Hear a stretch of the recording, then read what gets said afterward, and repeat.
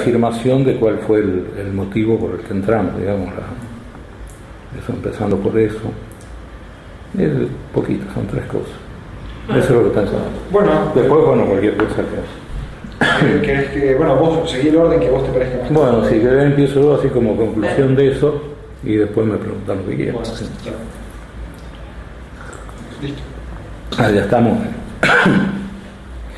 Bueno, lo primero era, quería reafirmar antes de decir 2 cosas más. Primero, que el motivo por el cual nosotros entramos al cuartel de La Tablada fue con el objetivo de parar un golpe militar. Ese era un objetivo. Después, se nos cuestionó en eso, porque lógicamente eso era un objetivo difícil de cumplir si no se continuaba con una movilización de masa que paralizara cualquier actitud posterior de otros sectores militares y que no exigiera al gobierno una política firme, como había dicho antes, contra el golpismo. Eso había dicho yo que no podía. Nosotros apreciábamos que sí, la gente se iba a movilizar, pero debido a cómo se dieron las circunstancias no lo podemos probar a eso. Eso creemos que es una cosa difícil de probar. Justamente antes de venir, de casualidad, estaba leyendo una declaración del teólogo de Leonardo Boff con respecto a las elecciones ahora del 23 en Brasil, 2 días antes de las elecciones, donde él dice que va a haber un enfrentamiento electoral, una confrontación electoral entre una postura ampliamente mayoritaria que plantea que se prohíba la venta de armas y una postura minoritaria que plantea que siga vendiéndose libremente las armas. Ganó por el 64% la postura que él predecía como minoritaria, ¿no? Digo esto no por crítica a vos, sino que es muy difícil detectar realmente la actitud que puede tomar la población, salvo cuando eso se haya concretado, como puede ser el cordobazo o situaciones así, ¿cierto? Eso por un lado, ¿no? Por otro lado, yo quería también especificar la forma en que cayó cada uno de los compañeros y también de los militares, porque eso se ha publicitado normalmente. Siempre que se ponía, se dice: en La Tablada murieron, en el sangriento ataque a La Tablada hubo 39 muertos, primero como si fueran todos a causa del ataque al cuartel, ¿cierto? Y en el caso de nuestros compañeros, en realidad no son 39 los muertos, sino que son 43. Son 32 compañeros nuestros y 11 entre militares, policías y soldados. Los compañeros nuestros, 9 de ellos fueron fusilados después de detenidos, cosa que fue comprobada por la Comisión Interamericana de Derechos Humanos de la OEA. 4 compañeros que nosotros presumíamos hasta hace un año que habían muerto en combate, también fueron fusilados después de detenidos, tal como lo testiguó el sargento ayudante Alberto Almada, que era durante el enfrentamiento en La Tablada oficiaba como operador de comunicaciones del Estado del Mando, desde el Estado Mayor de la Fuerza Represiva, que estaba a cargo del general Arrillaga. Él ahí, una declaración ante la justicia y públicamente, nos dio detalles de cómo fue que murieron 4 compañeros más. O sea que 13 compañeros fueron fusilados por los 32 después de haber sido detenidos. 3 de los compañeros están desaparecidos, lo que suman 16.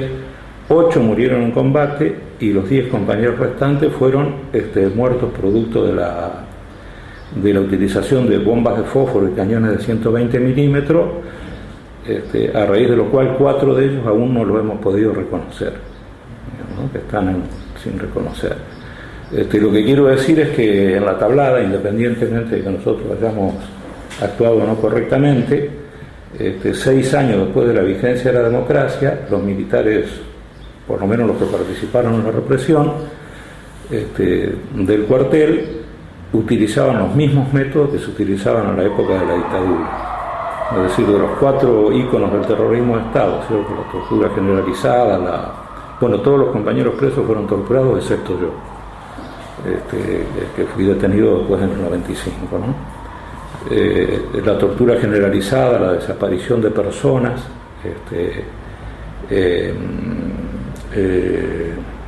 el asesinato de prisioneros y el robo de niños. El único que no fue utilizado de esos iconos fue el robo de niños, porque no había ninguna compañera embarazada. O sea que esa fue la causa por la cual nosotros perdimos 32 compañeros, ¿no? Después, con respecto a los militares, también se ha dicho que asesinamos soldados, etc. Bueno, los 4 soldados que murieron ahí, uno es lo cual era una cosa que nosotros lógicamente pretendíamos evitar por todos los medios posibles. Uno de ellos fue Roberto Tadeo Tadía, que de acuerdo al peritaje realizado por la Gendarmería Nacional, tiene un disparo que entra de arriba hacia abajo, o sea, de donde estaban las fuerzas que defendían el cuartel, que estaban al mando del mayor Fernández Cutilo, que era el segundo jefe, en la parte de arriba de la compañía de comandos y servicios. Y el Roberto Tadeo Tadía estaba con los compañeros nuestros en ese momento. El segundo de los soldados fallecidos, muertos ahí, era el soldado Martín Díaz, que estaba detenido por nuestros compañeros en la compañía en el casino de suboficiales. Es decir, nuestros compañeros disparaban hacia las fuerzas que defendían el cuartel, y las fuerzas que defendían el cuartel disparaban hacia donde estaban nuestros compañeros. Es decir, también murió por disparos militares, no con la intención de matarlo. En el primer caso creo que en ninguno de los 2 casos, pero quiero decir que murió de esa manera, ¿no? No es que lo hayan planificado, pero por la ubicación en que estaba era evidente. El tercer soldado, un soldado de apellido Cardoso, al que nosotros nunca vimos en el cuartel, que estaba en el casino de oficiales, que queda detrás del casino de suboficiales, y también por la dirección de los disparos fue muerto por balas militares. Y el cuarto soldado es un soldado de apellido Grillo, que es un soldado que sí murió en un cruce de fuego frente a la enfermería, y del cual puede haber sido a consecuencia de disparos de compañeros nuestros, ¿no? Esa fue la forma en que fallecieron cada uno de los soldados. Y después hubo 2 policías muertos también, y 5 de los militares, 2 oficiales y 3 suboficiales que defendían el cuartel, que eso no está en cuestionamiento como fallecieron, ¿no? Pero me parece importante aclarar eso, como también es importante aclarar que el jefe de la represión era el general Arrillaga, que figura en el libro de la CONADEP por haber sido el jefe de un grupo de tareas que provocó la desaparición de 6 abogados en lo que se conoció como la Noche de las Corbatas en la ciudad de Mar del Plata en el año 1977. Es decir, de que a pesar de figurar ahí y a pesar de que tendría que estar procesado como correspondía, estaba todavía en actividad, ¿cierto? Bueno, eso con respecto a la causa objetiva, no real de cómo sucedió eso. No, antes de pasar al tercer punto, de los desaparecidos, ¿qué es lo que ustedes imaginan que sucedió y por qué se bueno, ahí nosotros el único testimonio que vio a 2 personas que se llevaban del cuartel es el del sargento ayudante Alberto Almada, que vive actualmente en Paraná, ¿no? Entonces él lo que vio cuando se llevaban del cuartel a José Díaz y a Iván Ruiz en un auto. Describe el auto en que se lo llevaron, ese es el único que vio. Pero los desaparecidos son desaparecidos precisamente porque no figuran entre la nómina de compañeros muertos o detenidos. ¿No tuvieron nunca más ningún dato? Nunca más tuvimos ningún dato, y hasta ahora el único testimonio que hubo del lado de alguien que participó de la parte militar, digamos, de las Fuerzas Armadas, es de Almada, ¿cierto? No sabemos. Es decir, tampoco sabemos con precisión, imaginamos cuáles son los nombres de los desaparecidos, porque hay 4 cuerpos que todavía no pudimos identificar. Entonces, hasta que no identifiquemos esos 4 cuerpos, no vamos a saber. Faltan 7 compañeros y hay 4 del resto de 4. ¿Eso no se puede identificar con Bueno, ahí se han identificado a dos de ellos, a Iván Ruiz y a Quito Burgos. Ellos son los únicos dos identificados, y los otros 4 todavía no se han pedido, como es ADN, bueno, exámenes de sangre, etcétera, y en eso se está, ¿no? Yo creo que se van a poder todavía identificar.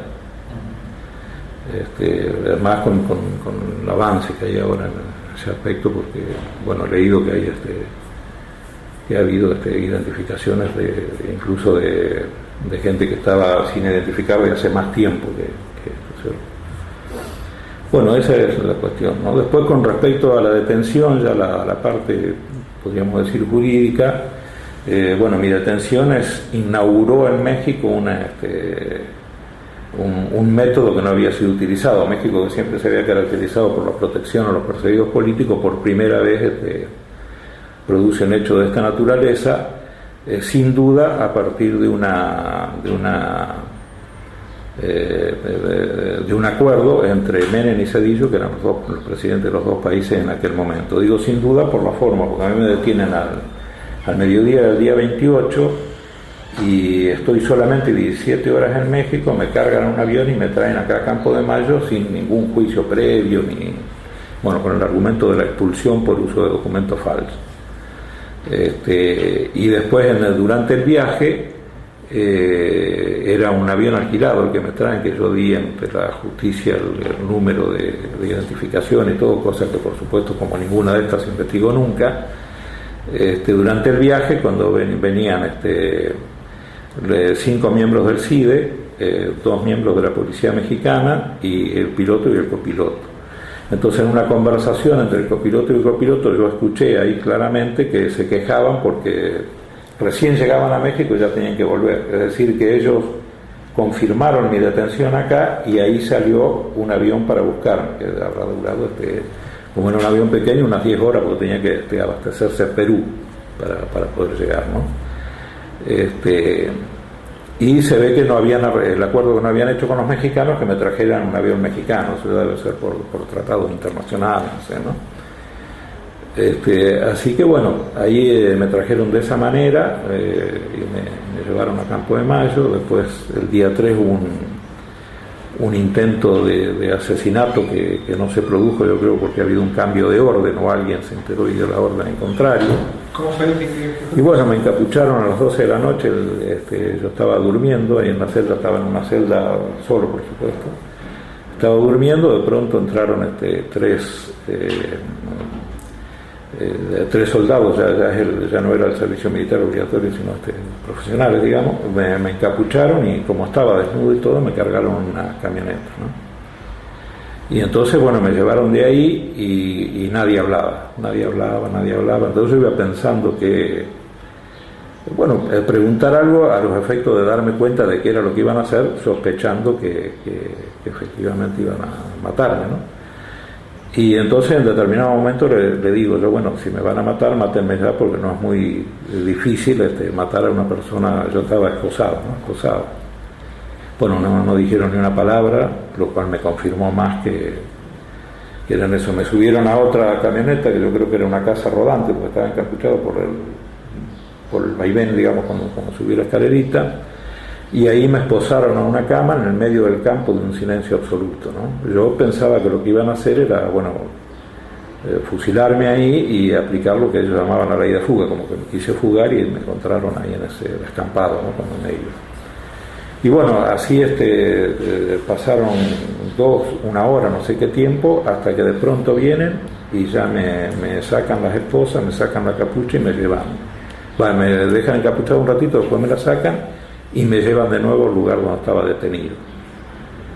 Entonces, bueno, cuando al otro día viene uno de los oficiales de inteligencia de la gendarmería, que eran los únicos a los cuales le permitían hablar conmigo. Después, ya cuando pasó el tiempo, hablaba con los oficiales también, porque ya eso se va como relajando, digamos, ¿no? Le digo yo, bueno, ¿qué es lo que pasó anoche? Y me dice, ¿cómo que pasó?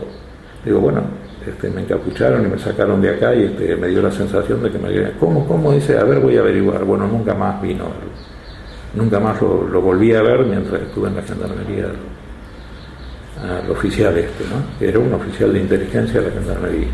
Bueno, ahí pasó y después ya me trasladaron a Devoto, ¿no? Cuando estaba en Devoto, entre muchas cosas, digamos, lo más importante que sucedió fue en el 1997, el 98, que cae César Arias a visitarme. César Arias, que era apoderado del Partido Justicialista en aquel momento, y era el jefe de la bancada, o por lo menos el hombre de Menem en la bancada de diputados. No me acuerdo si era el jefe de la bancada, creo que sí, pero si no era el hombre de Menem ahí, ¿no? Y entonces, bueno, en medio de una conversación le digo con la secretaria, bueno, hablamos de esto, de lo otro, bueno, del indulto, la posibilidad, y de pronto se sienta así sobre la mesa y me dice, pero sin a boca de jarro, sin preocuparse por ver qué podía responder yo antes, me dice, bueno, si usted firmara, hiciera pública una carta donde explicara que Alfonsín estaba en conocimiento de lo que iba a suceder en la tablada, eso facilitaría el indulto del presidente Menem. Pero yo cuando me lo dijo así realmente pensé que me lo decía en broma, porque no podía creer que... Después me di cuenta que él piensa que todo el mundo es como él, digamos, entonces y que ante la ansiedad de salir en libertad era el indulto para mí y para todos los compañeros, ¿no? Entonces yo habré pensado no sé cuánto, 10 segundos, y le dije que no, que de ninguna manera, ¿no? Que no. Y entonces me dice, bueno, piénselo, que yo vuelvo la semana que viene. Y a la semana que viene efectivamente volvió, lógicamente ahí ya convencido de que era real la propuesta, le dije tajantemente que no. Entonces cuando le dije que no, me dice, bueno, yo ahora tengo que hacer, ahí habrá estado eso, la respuesta es a 15 segundos y se fue. Entonces yo después denuncio públicamente esto, y sale en una entrevista con Miguel Bonazo, que sale en página 12, ¿no? Y él, bueno, ahí insinúa que me va a hacer un juicio por calumnia, cosa que a mí no me afectaba, porque estaba condenado a cadena perpetua. Un juicio por calumnia en realidad no era muy... Pero bueno, él tratando de demostrar que yo mentía y eso, ¿no? Entonces, lo que ocurre fue sorprendente, porque yo, por ejemplo, la secretaria de él nunca la había visto antes. Y bueno, las únicas 2 veces que fue a verme fue esa con él, ¿no? Y entonces cuando él hace la denuncia esa, la secretaria de él sorpresivamente y gratamente para mí declara a favor mío. Es decir, dice que, bueno, lo que realmente ocurrió. Y ahí, bueno, se frustró la denuncia y ya el tipo no habló nunca más, ¿no? Ni por los medios, de eso, bueno, ahí quedó eso. Pero lo increíble era...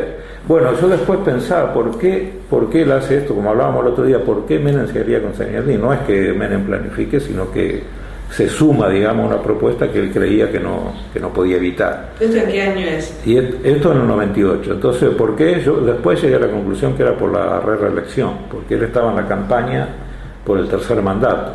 Entonces yo pienso que creía que si él lograba que sacaran una carta pública diciendo que Alfonsín, lo cual era una mentira absoluta, por supuesto, estaba comprometido con la tablada, bueno, iba a provocar una crisis en el radicalismo que en aquel momento se oponía a la reelección. Pienso yo, eso es imaginación, porque nunca me expliqué por qué esa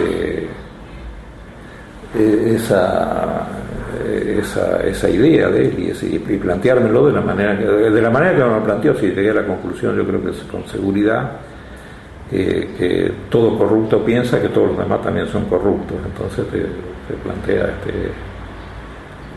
por la forma, ¿no? Porque ni siquiera me dijo, bueno, ¿usted qué pensaría? Sino ¡bum!, directo, así que me sorprendió. Bueno, eso fue ahí, y después ya justamente en ese año había salido ya un informe de la Comisión Interamericana de Derechos Humanos que, bueno, de acuerdo a los tratados internacionales y constitucionales, tenía que implicar la liberación de todos los compañeros. Ese informe todavía no me abarcaba a mí, porque yo recién había terminado de cubrir las instancias internas, pero me iba a abarcar posteriormente porque era la misma causa, ¿sí? Entonces, bueno, eso es en realidad lo que el indulto fue el cumplimiento por parte del Estado de una resolución que debía cumplir, digamos. Eso fue, no fue así porque muchos no sé, bueno, pueden haber pensado como un acto de gracia por parte del gobierno o como parte de alguna negociación extrajudicial. En realidad fue eso. Nosotros desde el primer día, bueno, partiendo de que había formas jurídicas de actuar diferente a lo que podía ser en la época de la dictadura, cuando hablábamos la otra vez de la fuga de Trelew en el 72, encaramos esa vía y bueno, y logramos una resolución de la CID que incluía también un resarcimiento económico, por ejemplo, a los familiares de los compañeros asesinados, que bueno, que no ha sido cumplido, ¿no? Pero digo que entre lo fundamental era la liberación de los presos. Esa era la causa del indulto, ¿no?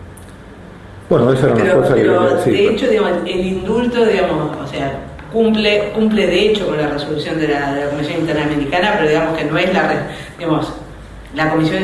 Sí, claro, sí, no es sí, una respuesta que ellos digan, bueno, nosotros indultamos porque la Comisión... Claro, no. Digo, pero el hecho es el mismo, pero en esos casos se da eso por cumplido, ¿no? Sí, porque claro, se da... No, pero no del lado nuestro, sino del lado de la Comisión también, como que ya deja de exigir el reconocimiento como si fuera una política así medio humillante, digamos, no, eso lo da por cumplido y ahí termina. Bueno, tanto Jorge Tayana, que en aquella época era secretario general ahí en la CID, como Robert Goldman, que es un norteamericano que era presidente de la CID, intercedieron con el gobierno en muchas oportunidades y bueno, hablaban con el gobierno y también con nosotros en mediación a los efectos de lograr esta resolución, ¿cierto? Y después, bueno, el indulto es una de las formas que tiene el Estado para resolver problemas que quiere resolver por determinado motivo o por reconocimiento de un error, aunque no sea explícito, como en este caso, ¿no? O de una falencia. En el caso de los otros presos de la tablada, ¿salen todos? Todos juntos. Yo, cuando el indulto es para todos. Nada más que lo que pasa es que yo en ese momento era el único que estaba dentro de la cárcel. El resto de los compañeros estaban con libertad vigilada por una conmutación de penas previa hecha por De la Rúa como consecuencia de la huelga de hambre que habíamos llevado a cabo en el año del 2001, en el 2000, ¿no? Entonces ellos ya estaban saliendo, ya sea para trabajar, ya estaban en libertad vigilada, o sea, no sé, cada tanto. ¿Cuántos presos se tiene que realizar? 22. ¿Y de los 22 cuántos estaban adentro? ¿Cuando se dio el indulto? No, adentro del cuartel. ¿Cuántos de los 22 fueron? De los 22, 13.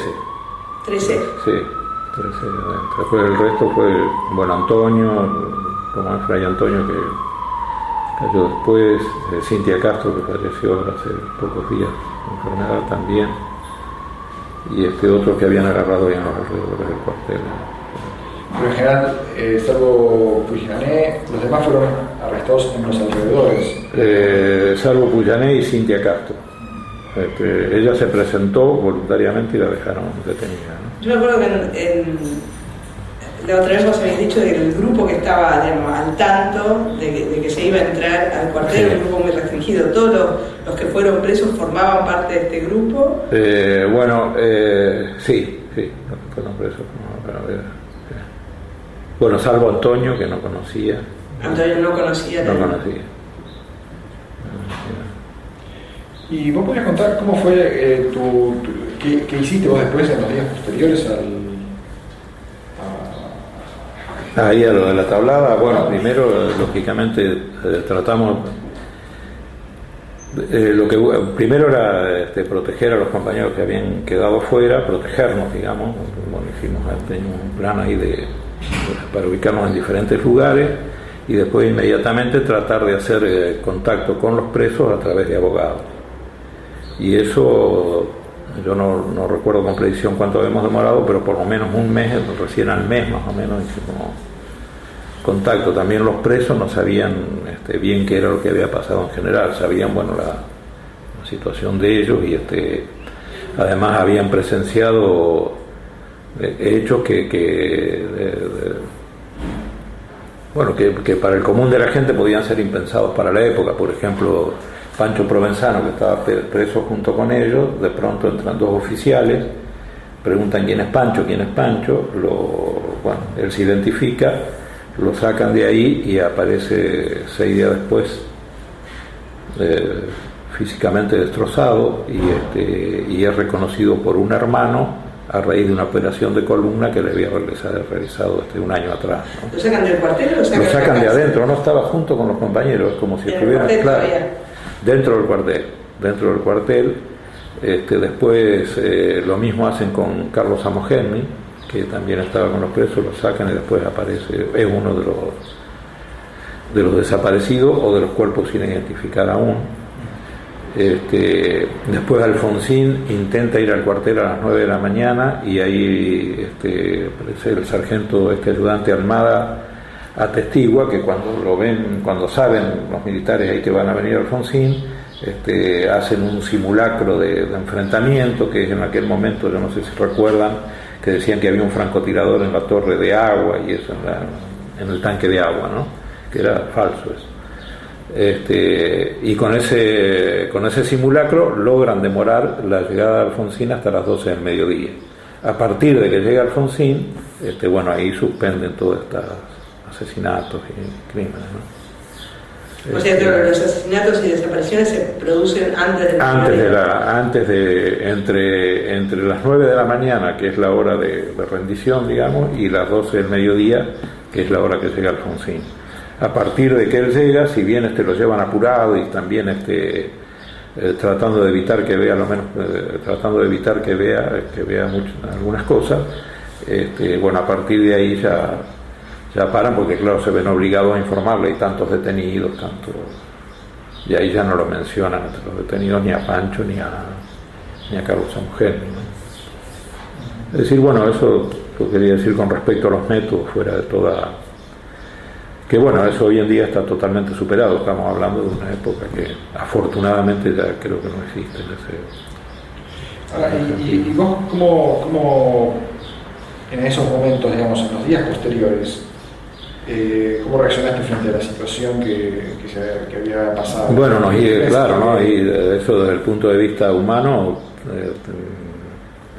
no sé, no es difícil de describir, ¿no? Porque es un pesar tan grande que... y bueno, estuvimos varios tiempos de eso, tratando de hacer comunicación con los presos, saber en qué estado estaban, interiorizarnos de qué había pasado en lugares que todavía no conocíamos, porque algunos de ellos habían estado. También de eso que decía antes, por qué era que no se habían retirado varios de los presos que no deberían haber estado en el cuartel en ese momento. Después comenzando a establecer vínculos con organismos de derechos humanos locales e internacionales a los efectos de comenzar todo este proceso en la parte jurídica como la parte política, ¿cierto? Después el juicio a ellos fue también una especie de provocación, porque a los compañeros, los primeros que quedan presos, le dictan la condena el 8 de octubre del año 89, ¿no? O sea, 9 meses después de los acontecimientos. Y el 5 de octubre, 3 días antes, cuando Menem firma el indulto de Rico, Seinaldín, todo eso. Es decir, digamos como una toma de postura así ostentosa. Bueno, ahí pasó eso. Entre esos días, también 4 o 5 de octubre, hay una resolución que para nosotros, desde el punto de vista jurídico, de la perspectiva, fue alentadora, porque fue no se llama así, pero es el equivalente a la Corte Suprema de Justicia de Brasil. Admite el refugio de Fernando Falco, uno de los que estaba en Brasil, argumentando que había actuado por convicción política, ¿no? Como que se debía a un hecho político, lo cual ya le daba otra categoría a un acontecimiento que se planteaba como un delito común o como un ataque, porque sí, en fin, ¿no? ¿Y vos no pensaste, digamos, no sé si seguía existiendo algún tipo de grupo de discusión, digamos, en los que quedaron afuera, libres, en alternativas como, por ejemplo, bueno, entregarse para dar una discusión, convertir eso en una discusión más pública? No, eso la única vez que lo pensé fue precisamente cuando me detuvieron. porque eso venía así.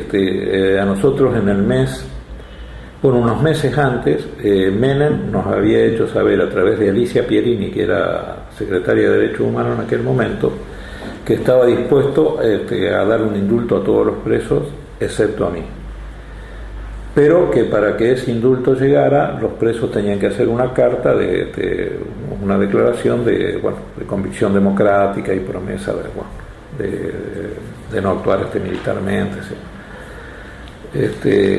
E incluso nos dieron, llevó Alicia Pierini, llevó a los compañeros un modelo de carta hecha por ellos que era humillante. La carta no se podía firmar. Entonces dijimos que no, que eso no lo firmábamos, que nosotros íbamos a hacer otra.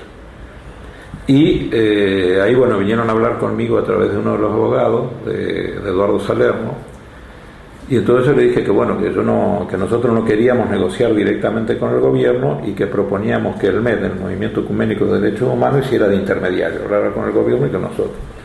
Nosotros pensando inocentemente de que a nosotros nos podían mentir, pero al MED no, digamos, ¿no?